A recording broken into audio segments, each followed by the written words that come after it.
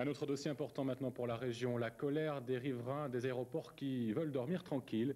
Ils redoutent la création d'un nouveau couloir aérien qui survolerait une quarantaine de communes au sud de l'Île-de-France. Et dimanche dernier, des milliers de riverains ont bloqué les accès à Orly. On s'en souvient, depuis, Jean-Claude Guessot a promis d'élargir la concertation. C'est aujourd'hui que le gouvernement remet le dossier à Eurocontrol, une agence indépendante. Ce nouveau couloir aérien n'est encore qu'un projet. Il permettrait de désengorger Roissy. Les explications d'Alexandra Elkaïm et Jacques Gauthier. Difficile d'avoir en région parisienne un ciel sans nuages dans la réorganisation du trafic aérien. Mais les routes du ciel sont encombrées.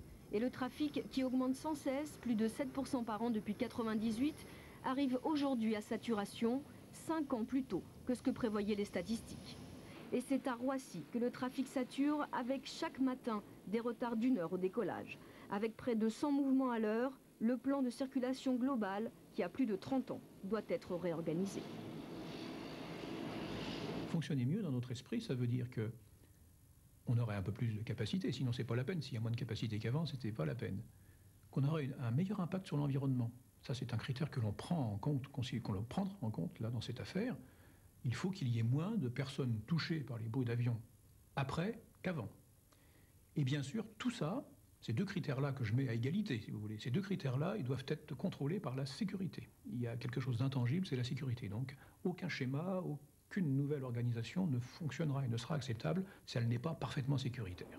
Le dispositif actuel permet l'approche de Roissy par 3 points d'entrée. 2 au nord, 1 au sud.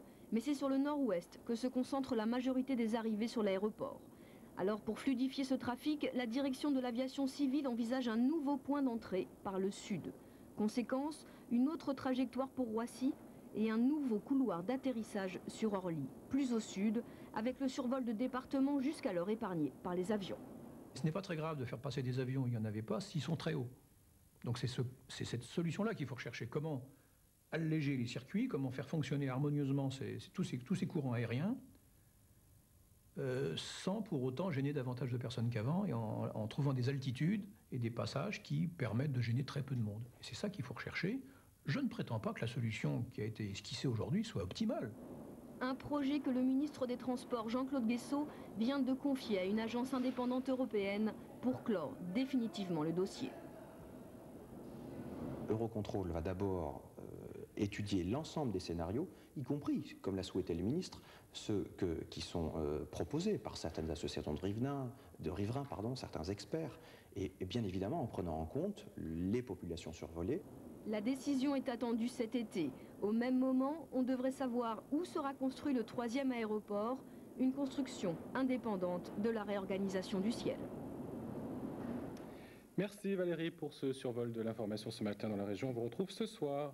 C'est à 18h50 pour les titres des 19h20.